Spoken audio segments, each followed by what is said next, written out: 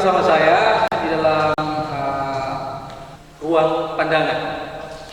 Baiklah, kali ini saya mungkin ditemani oleh Pak Adriawan, Pak Haji Adriawan, ilmuwan ya, SMPD. Kemudian sebagai kepala seksi bidang kesenian di Dinas Pendidikan dan Kebudayaan Kabupaten Bangka Kepulauan. Kemudian hadir pula ini Pak Harinusin, STP, ya. Kemudian MAP, Magister Administrasi Pemerintahan, ya. Itu. Terima kasih atas kesempatan yang diberikan kesempatannya pada kali ini. Ini sungguh menarik pada kesempatan ini. Hadir pada kesempatan ini dengan topik sinkronisasi tata kerja pariwisata dan budaya dalam pembangunan Kabupaten Bangka Kepulauan. Nah, hal ini saya kira sangat menarik untuk kita bahas di tengah-tengah publik agar ini menjadi hasanah pengetahuan oleh masyarakat kita, khususnya masyarakat media atau netizen. Biasa istilahnya dengan disampaikan bisa dinyatakan sebagai netizen, masyarakat sosial media. Hal ini perlu tadi yang saya sampaikan untuk membangun proses partisipasi publik masyarakat minimal pada saat pengambilan keputusan. Peran-peran partisipasi publik ini perlu menjadi pertimbangan. Tentunya topik kali ini menyangkut masalah pariwisata dan budaya atau budaya dan pariwisata. Ini menggelitik kita, meluri kita untuk berpikir, artinya bahwa antara pariwisata dengan budaya ini adalah sesungguhnya merupakan satu kesatuan yang utuh dan tidak bisa dipisahkan. Bicara persoalan budaya, tentunya kita bicara soal bagaimana kita bisa meningkatkan peran-peran budaya lalu kemudian dikenal dan kemudian kita jual itu sebagai potensi kearifan lokal yang ada di Kabupaten Bangka Kepulauan. Nah, ini secara umum dulu Pak Adriawan, Pak Haji, secara umum dulu kita bahas, lalu nanti spesifikasinya kita akan bahas masalah sinkronisasi tadi ya. Kira-kira menurut Pak Adriawan, apakah budaya itu penting di dalam pembangunan Kabupaten Bangka Kepulauan, menumbuhkan kearifan lokal di Kabupaten Bangka Kepulauan? Karena hari ini seakan-akan degradasi, ada penurunan degradasi pengetahuan kita menyangkut terkait dengan kearifan lokal. Ini banyak alfa kita hari ini di Kabupaten Bangka Kepulauan. Silakan Pak Adriawan. Warahmatullahi wabarakatuh. Yang saya hormati Pak Kabak Kota, Pak Harinusin, SSTP MAP. Kemudian pembawa acara kita, ya, Pak Yamin Talib sebagai inisiator dari acara ini. Terkait dengan apa yang disampaikan oleh Pak Yamin tadi, apakah budaya ini penting? Yang perlu kita pahami bersama bahwa di visi misi Bupati ketiga, ya, ini saya tarik ke belakang, bahwa di visi misi Bupati ketiga itu adalah memperkokoh kerukunan beragama dan budaya lestari. Itu visi misi yang ketiga. Kalau kita berangkat dari situ, maka budaya itu sangat penting untuk dikembangkan dan ditata sebagaimana mestinya agar masyarakat paham bahwa peradaban ini dibangun dengan kebudayaan, budaya masyarakat yang ada sejak dari dulu sampai sekarang. Nah, kalau penting, pertanyaan yang muncul kemudian, siapa yang bertanggung jawab terhadap visi-visi ketiga itu? Iya. Itu pertanyaan yang harus kita jawab bersama sebenarnya. Terlepas dari pertanyaan Pak Yani tadi, siapa yang bertanggung jawab melaksanakan, bertanggung jawab dan mengevaluasi visi-visi ketiga, apakah visi ini tercapai atau tidak di akhir masa jabatan pemerintah kita nanti ke depan. Karena sampai hari ini di beberapa tahun kemudian itu terjadi tarik menarik. Ya. 1 tahun ke pariwisata, kemudian tahun berikutnya lari ke pendidikan. Nah ini yang menurut saya kita harus selesaikan lebih awal. Karena terkait langsung dengan visi penting. Karena apapun persoalannya, maka acuan kita salah satunya adalah mencapai visi terkait bupati di 5 tahun terakhir masa jabatannya. Sehingga kita bisa menjelaskan lebih detailnya kalau kita bisa mencari kira-kira yang berhak, yang bertanggung jawab terhadap itu di mana sebenarnya? Apakah di pendidikan, apakah di pariwisata atau dinas lain? Nah itu yang mungkin nanti Pak Kabak Portal bisa memberikan pandangan kepada kita. Kira-kira lebih melihat acuan yang ada, undang-undang yang ada, lebih pasti semuanya kemana ya? Itu dulu barangkali penyampaian saya dengan Pak saya.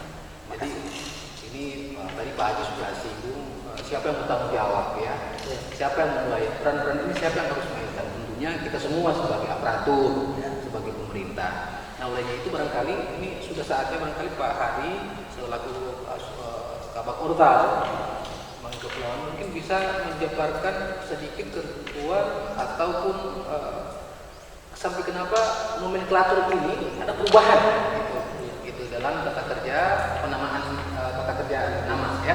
Itu silakan Pak Hari. Ya, baik, terima kasih. Menarik apa yang disampaikan oleh Pak Haji Triawan ini. Kemudian sekaitan dengan pertanyaan Pak Yamin, kalau saya coba jelaskan biar kita satu pemikiran kita jelaskan dari awal. Sebenarnya pendidikan, kemudian kebudayaan, pariwisata, pemuda dan olahraga itu berdasarkan PP 18 tahun 2016 itu berada dalam satu rumpun. Dia rumpunnya satu. Kenapa jadi satu rumpun? Karena pada saat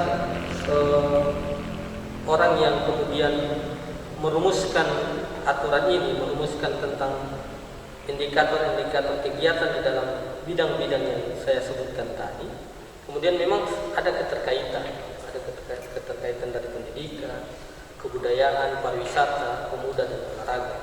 Sehingga 5 urusan ini di beberapa kabupaten lain ada yang kemudian hanya menjadi 2 dinas, ada yang kemudian kalau kemudian anggarannya besar di daerah tersebut, daunnya besar, dia bisa menjadi 4 sampai 5 dinas. Nah, kemudian berkaitan dengan kita bahas tentang anggaran, kita kembali ke daerah kita, Kabupaten Banggai Kepulauan. Di tahun 2016 pada saat aturan ini keluar, kemudian dirumuskanlah dengan jumlah 21 bidang maksimal dengan atau 16 bidang minimal.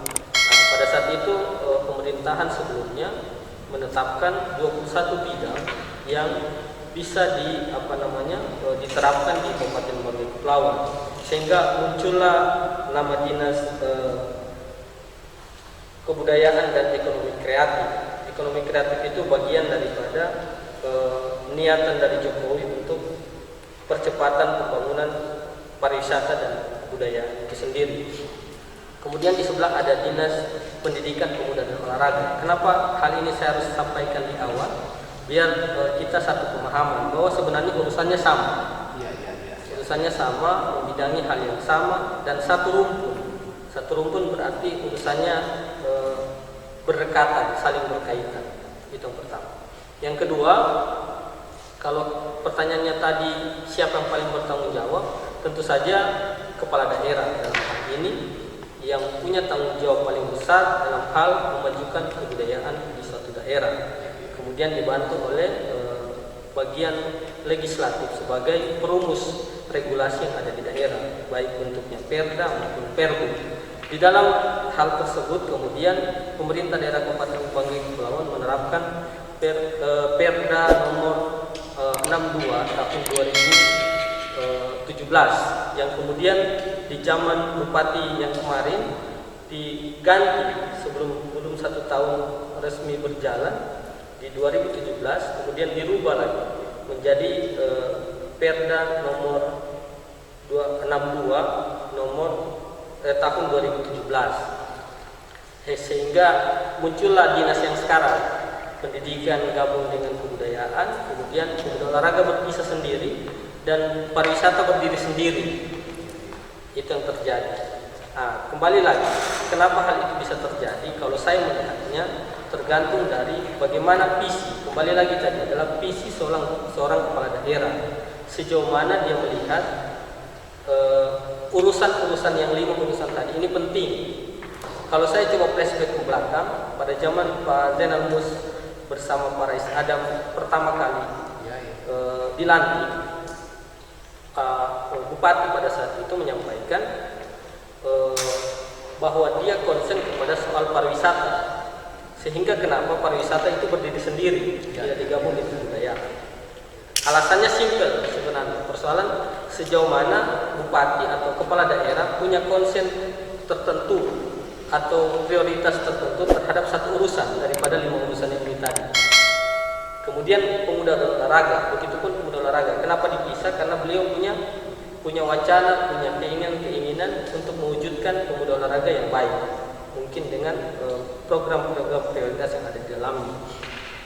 Pada saat itu memang kalau kita bicara kebudayaan pada konsep yang ditawarkan oleh kepala daerah pada saat itu sedikit dipinggirkan, dilupakan.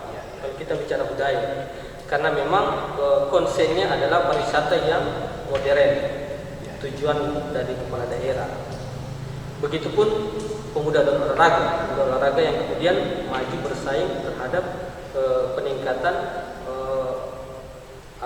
prestasi olahraga. Kenapa? Makanya pemuda olahraga dipisah sendiri. Kebudayaan yang kemudian tidak dibahas pada saat itu, kemudian mau dengan tidak mau kemudian diambil alih oleh pendidikan. Karena pendidikan yang tinggal berdiri sendiri kemudian masuk urusan kebudayaan di dalamnya. Nah, jadi kalau pertanyaannya tadi siapa yang paling bertanggung jawab terhadap kemajuan apapun urusannya itu, indikator apapun, yang paling bertanggung jawab adalah bagaimana kepala daerah memandang itu penting atau tidak. Itu mungkin kesimpulan awal yang coba saya sampaikan dalam kegiatan ini. Terima kasih, mungkin nanti akan kita lanjutkan. Ya, begini Pak Ari, saya juga kepala seksi ya bidang pemasaran di pariwisata.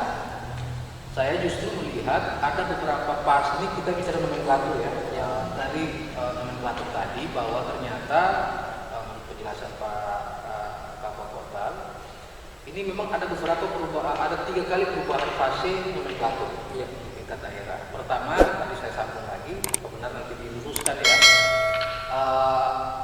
Berita acara peraturan bupati itu nomor 24 tahun 2014, itu menyangkut tata laksana dan fungsi kerja organisasi terkait. Itu pertama, sehingga dia masih menjadi dinas pariwisata dan kebudayaan ya, itu pertama. Lalu fase kedua yakni undang-undang peraturan bupati dalam lembaran daerah, peraturan bupati nomor 29 tahun 2017 ya kalau tidak salah. Kemudian terakhir itu ada perubahan melalui peraturan daerah Perda nomor 6 tahun 2017, itu tentang perubahan nama tadi, itu perubahan nama atas peraturan daerah nomor 8 tahun 2016. Jadi 3 fase itu, sehingga akhirnya menjadi dinas pariwisata. Peraturan bupati nomor 29 tahun 2014 itu kurang mungkin ya diluruskan. Setelah kebudayaan lalu ekra, itu ekonomi kreatif gitu. Kemudian terakhir ini sudah dipulangkan barangkali ke boksinya atau ke rohnya, sehingga menjadi dinas pariwisata. Namun begini Pak Haji ya, Pak Haji. Ya tadi saya sampaikan bahwa sesungguhnya ini tadi ya Pak Ketua juga, saya Pak Kapak tadi juga sudah sampaikan bahwa ini sesungguhnya satu simbiosis mutualisme ya, sama saya dari Ekora kemudian Dikbud, ini fungsinya sesungguhnya sama, mengemban visi bagaimana Banggai Kepulauan ini bisa melaksanakan fungsinya melaksanakan visi pembangunan dalam jangka waktu 5 tahun ke depan. Ya, namun begini Pak Hadi, apakah memang budaya ini harus satu? Karena ini ada upaya, misalnya ada semacam upaya untuk bahwa dinas pariwisata itu bidang kebudayaan yang ada di Dikbud ini akan dikembalikan ke pariwisata. Gimana itu kira-kira dia punya Bapak punya pencermatan itu Pak? Iya, terima kasih. Iya. Kalau kita mengacu di Permendagri nomor 90 tahun 2019 yang terbaru. Iya. Yang terbaru itu kalau yang lalu itu Permendagri nomor 13 2011 salah itu Pak Kapten 2014-2011 itu kebudayaan itu 4 programnya tak. Jika kita banding-bandingkan dengan bidang di dinas pendidikan itu hampir setara. Satu bidang kebudayaan setara dengan beberapa bidang di bidang yang lain, bidang dinas misalnya, bidang GTK itu dia disepakati cuma satu, wajib belajar 9 tahun misalnya. Di GTK juga, PAUD juga hampir setara. Di Permendagri terbaru ini bahkan dinaikkan lagi jadi 5 program. Nah, kalau ini lagi kita bandingkan dengan dinas lain, misalnya yang terbaru saya sempat tadi malam baca-baca di perpustakaan ini 4 programnya. Iya. 4 programnya. Kemudian ada di Pora juga kan 4 atau 3 kalau saya. Ya rata-rata 4. Logika saya seharusnya kalau bicara berdasarkan Permendagri maka budaya itu layak di dinas. Iya. Kalau kita bicara literaturnya adalah Permendagri ya, maka dia layak satu dinas maksudnya. Karena itu ada 5 program di dalam. Itu ya. Yang terjadi hari ini kalau kita di dinas pendidikan, saya sering berbicara, pernah kita rapat dengan kepala dengan sekdis, saya sempat sampaikan kebudayaan ini dianaktirikan, tidak adil dalam konteks bagaimana pembagian anggaran di dinas pendidikan. Karena begitu banyak anggaran pendidikan, kita tahun ini saja itu cuma sekitar 1 program 80 juta. Dengan 5 program, 4 program yang ada itu agak tidak rasional kalau menurut saya. Sehingga banyak program-program di situ yang suka atau tidak bisa jalan. Nah, karena tanpa dukungan dari pembiayaan itu. Padahal kalau kita melihat begitu pentingnya kebudayaan untuk kita kembangkan di masyarakat. Karena pariwisata itu rohnya di kebudayaan. Bagaimana kita mengangkat daya tarik pariwisata itu pariwisata. Artinya berarti Pak Aryawan yang kita jual, kemasan yang kita jual adalah atraksi ya. Atraksi dalam hal ini budaya kita ya. Cuma ini tadi saya awali tadi bahwa ini tinggal bagaimana kita bisa tumbuhkan peran-peran kearifan lokal. Lalu siapa tokoh yang akan bisa membangun peran-peran tersebut, itu satu. Kemudian saya tambahkan lagi di dalam Permendikbud tahun 2009, Permendikbud nomor 9 tahun 2020. Tadi kalau saya lihat tadi juga di malam bahwa ternyata 4 dirjen. Pertama adalah dirjen guru, GTK, kemudian kedua dirjen pendidikan usia dini SD menengah, kemudian ada dirjen pendidikan vokasi ya, itu perguruan tinggi, dan terakhir ada dirjen kebudayaan. Nah, dirjen kebudayaan itu tentunya adalah sekretaris jenderal, kemudian turun-turunannya ke bawah itu memiliki 4 bidang itu. Nah, mungkin salah satu bidang-bidang itu. Nah, ini memang apakah layak Pak hari ini misalnya kalau kita melihat regulasi yang ada baik secara nasional maupun secara konteks kita di daerah dan kepulauan, apakah itu memang diperbolehkan atau bisa kita buat satu lembaga instansi baru yang hubungannya apakah dia vertikal atau seperti apa? Kira-kira bagaimana Pak Hari punya tanggapan untuk kebudayaan? Ya, untuk kebudayaan. Ya, baik. Saya lanjutkan tadi penjelasan yang tadi sekaitan dengan pernyataan Pak Haji dan pembaca kita. Sebenarnya kalau kita berkaca kepada PP 18 2016 ini, semua memungkinkan tergantung kembali lagi. Yang pertama adalah kemampuan keuangan daerah.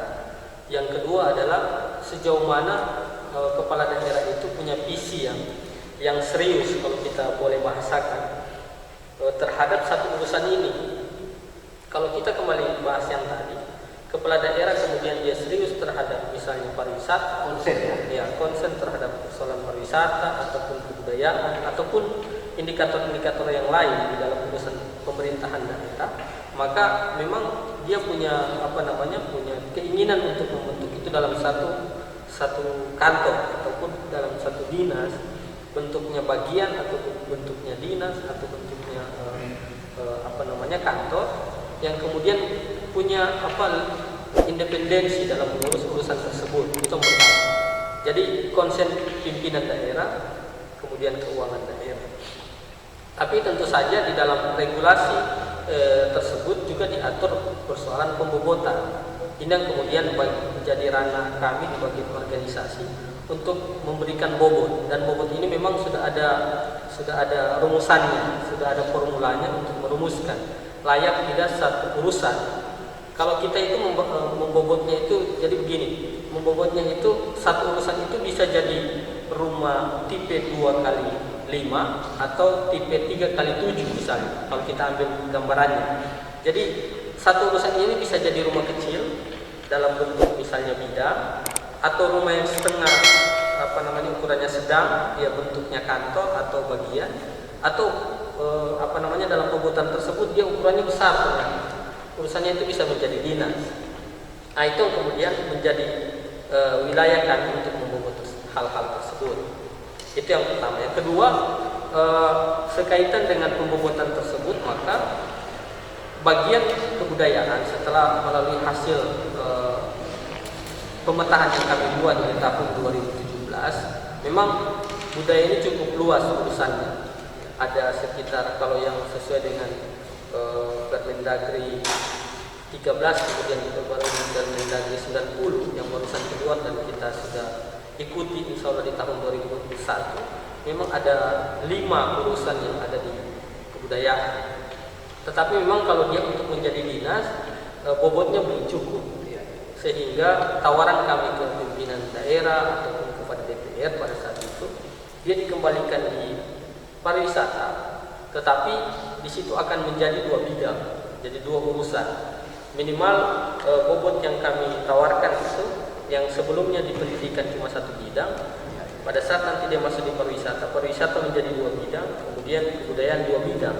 Sehingga dengan hal tersebut atau formula tersebut, insya Allah niatan kami kebudayaan ini bisa menjadi perhatian dan menjadi fokus pemerintah daerah.